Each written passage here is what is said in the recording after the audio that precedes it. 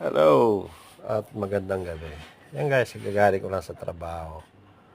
Yan nagtutupi tayo ng damit. Ganyan din po sa ating trabaho ngayon guys na tutupi pa rin tayo hanggang ngayon. Ito nakikita yung ganyang kalalaki, mga braso natin matapang po tayo pagdating sa ganyan. Matapang po tayo sa pagtutupi. Kung paano natin iligpit ang mga gamit. Kaya wala nang ano yan sa akin guys. Wala nang bago sa akin yan ang pagtutupi. Kaya samahan nyo ako guys hanggang matapos ako sa pagtutupi. Minsan iniisip ko guys na yung iba ayaw nila magligpit ng gamit. Magtupi ng damit nila pagkagaling sa trabaho. Dati na sa asawa, gano'n. Ako guys, kung may time naman ako para gawin yan, gagawin ko yan. At itutupi ko. Ay, tumba ang camera. Oops, tumba. Pasensya na, sorry. Hindi masyadong klaro yung pagkakabideo. Kaya, pasensya na guys sa mga nanonood.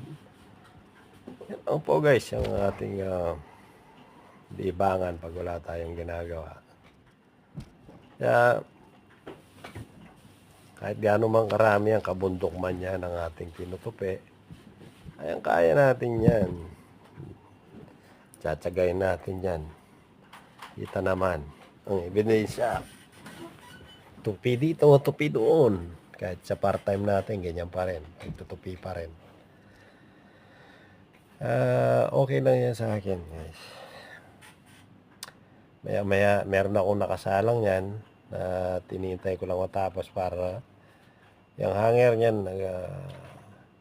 pinaggamitan yan din ang aking gagamitin. Para may sampay ko na. At yan, natapos na ang polo na aking tinutupi.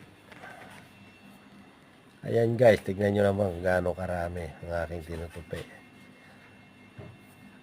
Tatlong araw, 2 araw yan. Kaya tambak ang tupi natin guys.